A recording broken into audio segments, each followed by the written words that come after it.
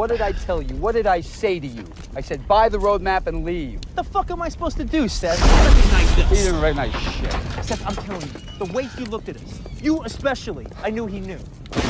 Low profile. You understand the meaning of the word low profile? Hey, Richie, how's your hand? It hurts like a fucking son Let of me a tell bitch, you what Seth. low Thanks for profile is asking. not. It is not taking girls hostage. It is not shooting police. It is not setting fire to a building.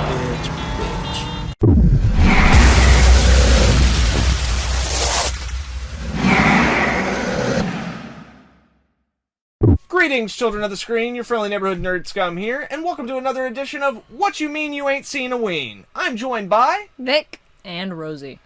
And tonight we watch From Dusk Till Dawn. From Dusk Till Dawn, originally released in 1996, rated R, coming in at 108 minutes, directed by Robert Rodriguez, written by Quentin Tarantino, based on a story by Robert Kurtzman. The film stars George Clooney, Quentin Tarantino, Harvey Keitel, Juliette Lewis, Ernest Liu, Selma Hayek, Cheech Marin, Danny Trejo, Tom Savini, Fred Williamson, and Michael Park. From dusk till dawn. Right on, guys. So what did you think of From Dusk Till Dawn? It was entertaining. Wasn't exactly my kind of thing, but like I enjoyed it, so. It wasn't your thing. There was naked women in it. That doesn't make the whole movie good. No, but that part you were like, hey girl. Yeah, but that doesn't make the whole movie good. You were happy. Yeah. And as for you? Oh, I... Thinking about ladies too. No, I thought... Judging me. I thought it was actually really cool. Like, indifferent. Yeah. Not like indifferent, but different. Yeah, I realized. it's unique in a lot of ways. Yeah. Well, and it's got George Clooney in it. Yeah. And I'm just... Yeah, and I personally fucking love this movie for reasons such as this. Now let's kill that fucking band. I can do that. Fuck you, everybody. Good night! Right on, guys. So, what was your favorite thing out of the film? I actually liked the creativity that went into it. It wasn't like... I don't know, it wasn't your classic vampire movie kind of thing. It is not your typical vampire movie at all. You know what everybody says about me, huh? I suck. So no, yeah, I think that we're actually lucky that we got vampires that crosses work against, and vampires who actually suck blood as a means of feeding themselves. Because beyond that, almost everything else is just, like, up for grabs. And, it's fucking awesome. Like, it definitely gives the movie a unique feel and vibe, and, like, I can honestly, when I sit people down to, like, show them this movie, I can be like, you've never seen a movie quite like this. And even though you've seen everything that's in this movie somewhere else in little pieces, probably, you've never seen it all in one movie, and it's fucking crazy. I also really liked how...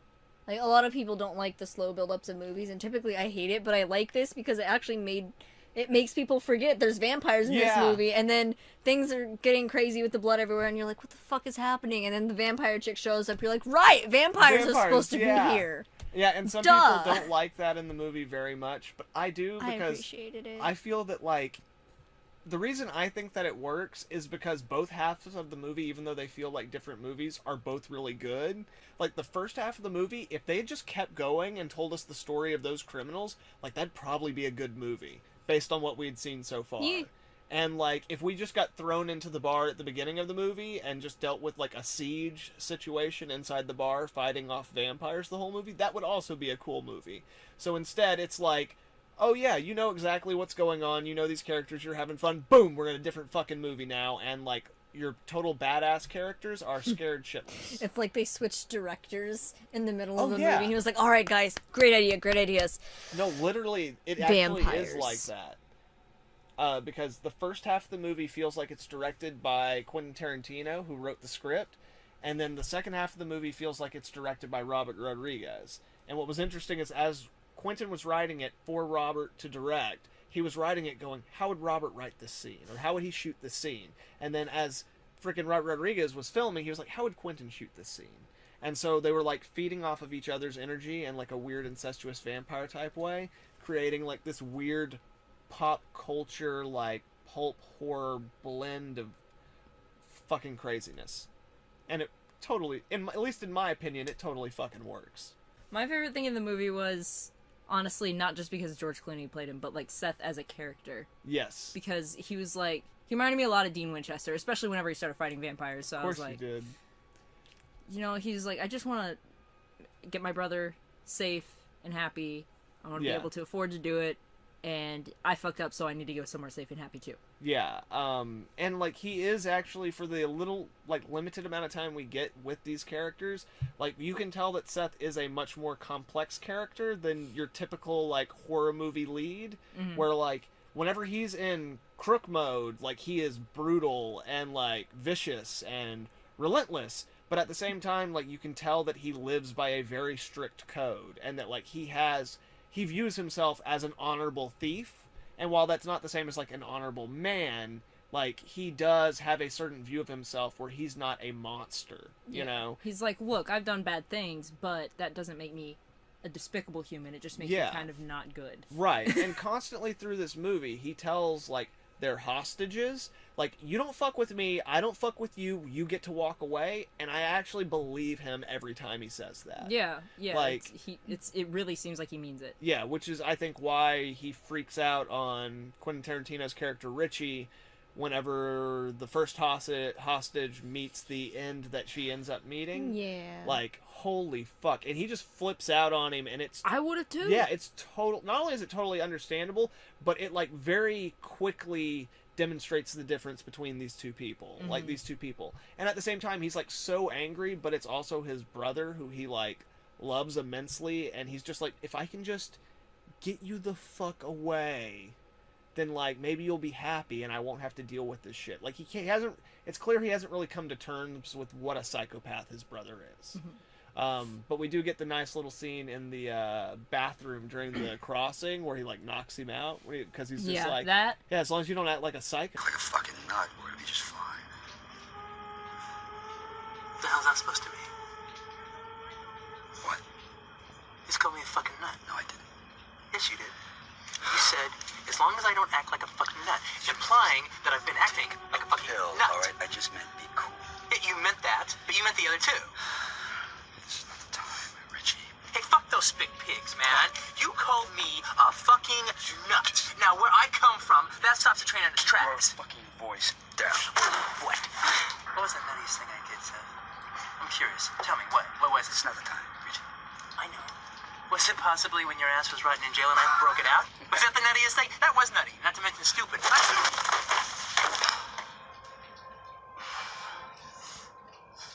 Thanks.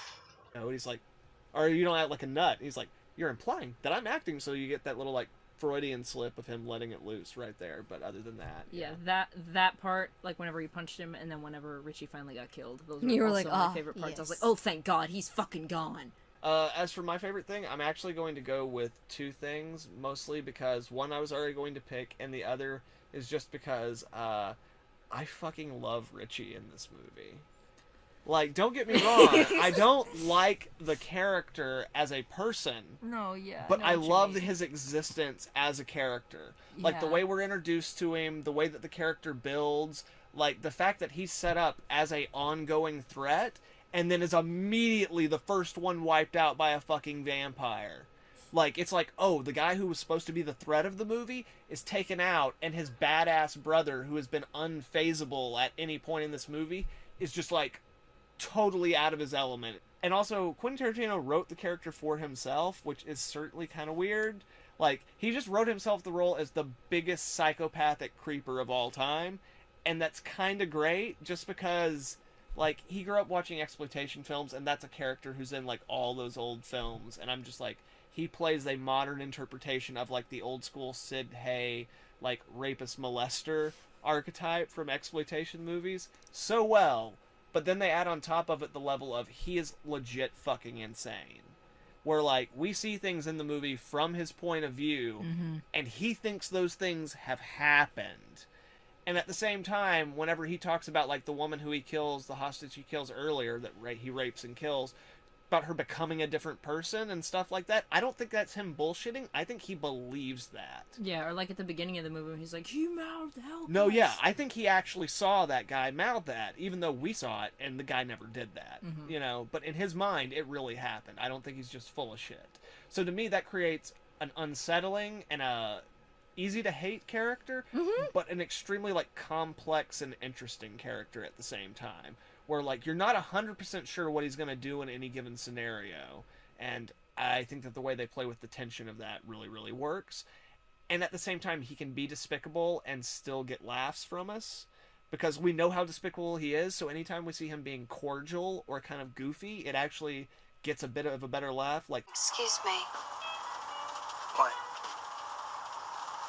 where are you taking us? Mexico. What's in Mexico? Mexicans. and so I just had to say that. But then my other, like, my true favorite thing in this movie is the batshit crazy effects. Yeah, I did that. Okay. I did that. Yeah. No, the effects in this movie are insanely cool.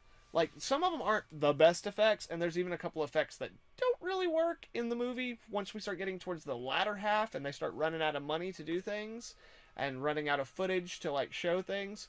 But all the primary effects that they focus on are so incredible. And this movie had the guys from K&B Effects who've, like, worked on all kind, like, pretty much everyone's favorite horror movies, going all the way back to, like, the original I think the second Evil Dead movie is where they all met, working on that. So yeah, like, the effects in it are great, and not just like the makeup effects for the vampire faces are cool, but the body suits that they have them in, like where they're just like all emaciated, and some of them have pubes, and some of them just have like Barbie crotches. That's weird and creepy. Like, there's one of them that's a fucking, like, a full-sized human bat person that just hangs down for no reason, and then of course motherfucking Tom Savini turns into a giant rat. Not a rat man, mind you, like a vampire rat man, or like a vampire man with rat features, as in the movie The Rats, at the end of that, spoiler for a movie that's 35, 40 years old. No, he just turns into a giant fucking rat, guys. And the effect is amazing and disgusting and Disgusting. really fucking awesome. So yeah, and there's a bunch more too that I could mention, like all throughout the film, like the instruments that the band is playing, and I love those. right, and even just down to little things like the Tom Savini sex machine, as he's called in the movie, his codpiece gun, which has like, yeah, and it has 2 cylinders. Like, yeah, that's fucking great. And that was, like, rigged up by those guys, too, I believe. Like, yeah, it's insanity. The amount of effects that go into this movie, which was actually made for a relatively low budget at the time. Because, like, nowadays, George Clooney is an A-list actor, but when this movie came out, like, he had been in ER and a few other TV shows, but really people only knew him from ER. Like, nobody remembered him from fucking Return of the Killer Tomatoes. That's for damn sure.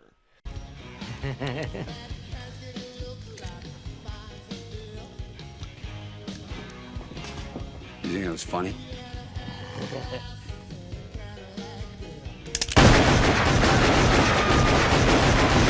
Alright, guys. So, what was your least favorite thing about From Dusk Till Dawn? Mine kind of goes against what my favorite thing was, and that would be, like, the cliche moments that they had. Like, Yeah. for example, whenever the dad got bitten, I was like, alright, either his arm's getting chopped off, or we're gonna go through the whole spiel of, okay, kids, whenever I turn, you have to promise to shoot me. Yeah. Some things were just too overly predictable. No, yeah, like... Most of it wasn't. No, but... and again, actually, like, that makes sense. Yeah, but, like, at the same time, I do think that's why it works, is because they throw in so many recognizable, like, iconic or cliche moments from the different genres that they're mixing and the different tones they're mixing, that you have, like, you every now and then in this movie, you feel like you know what movie you're watching. And as soon as you know what fucking movie you're watching, they switch gears. And you're like, oh, now there's a giant fucking rat. I guess I don't know what movie I'm watching. I thought I was watching a movie about vampires. Whatever. You know? So no, yeah, I totally get that. But I think it's also part of how the movie remains so entertaining.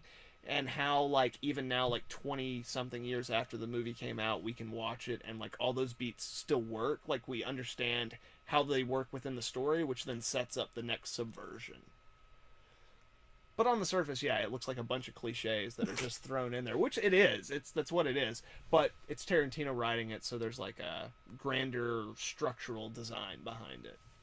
I didn't like... Okay, I don't know if this actually happened. Maybe I just thought it happened. Okay, so whenever the girl got bit, she got bit like right here.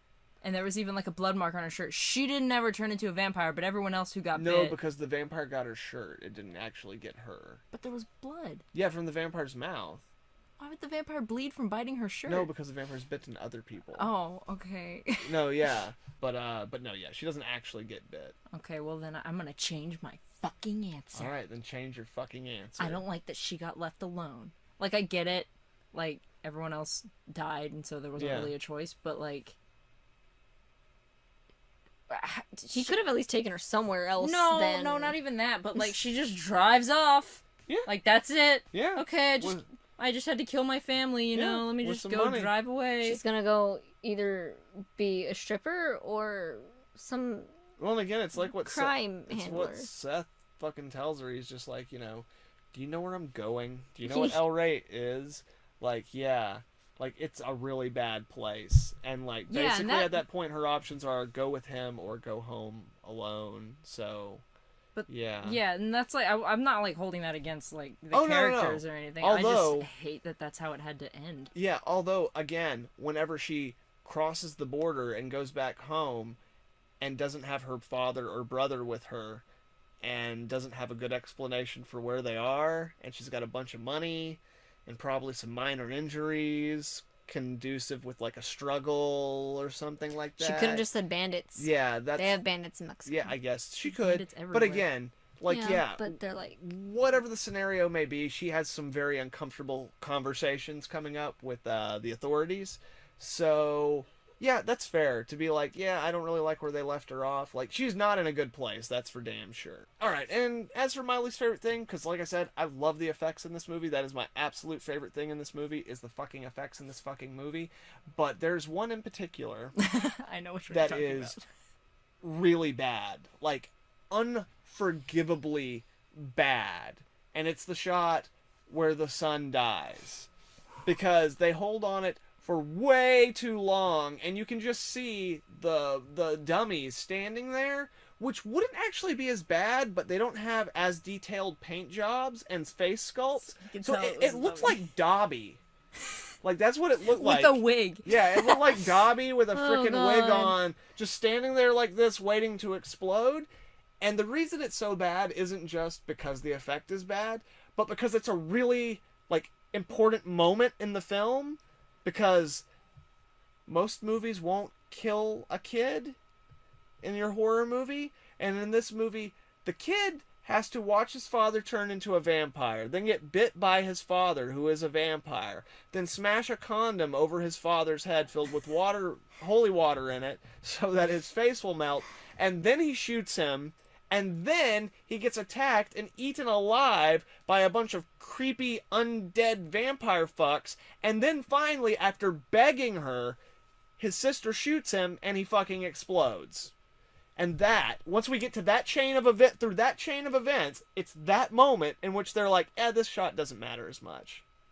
I know that's not the case. I'm sure it was a lack of money or time or something like that, or lack of footage, but it's a really awful shot. And, like, it kind of takes a lot of the oomph out of, like, one of the biggest, like, blows to the characters in the movie. Like, y'all reacted when the dad got bit. That was fake. Yeah. Whenever the kid exploded, the dad got bit, and I was like, yeah, like, y'all cared when the dad got bit. And we should care when the kid dies, too. Like, we cared when he got bit the first time by his dad, but when he actually dies, it's like, that's ridiculously funny. And I was like, so yeah, and I love this movie for being ridiculously funny and over the top and all that kind of stuff, but it's like, it kind of seems like you ruined an important moment there. So that's my least favorite thing, is that one shot that literally lasts about a second and a half. Come to slavery. No thanks. I already had a wife. Alright guys, so, would you recommend From Dusk Till Dawn to folks this Halloween season? Yes. Yeah, I would. I don't know who to, because I don't know a lot of people, but yeah. That aside, I also recommend it. This Halloween season, or any season. watch the movie. It's pretty fucking awesome. It's really crazy. George Clooney's awesome in it. Quentin Tarantino wrote a really great script, and Robert Rodriguez shoots the hell out of it. If you just want a fun, I don't give a fuck, like, leave logic at the door and just buy the ticket, buckle up, and take the fucking ride kind of movie, this is that kind of movie. So, yeah, we all recommend. That's what I call a fucking show! From dusk till dawn. Right on, children of the screen. Thank you very much once again for joining us for What You Mean You Ain't Seen From Dusk Till Dawn. Later. Adios. And if you guys like this video, then please leave a like and share it with some friends. Also, if you're not subscribed, please subscribe and hit that little bell so you can get updates on all the dope content we'll have coming out in the future. Furthermore, guys, if you'd like to follow any of us on Instagram or Twitter, we will have the link for that in the description below. One last time, thank you very much, children of the screen. Nerd Scum, out. What, were they psychos? They look like psychos? Is that what they look like? They were vampires. Psychos do not explode when sunlight hits them. I don't give a fuck how crazy they are.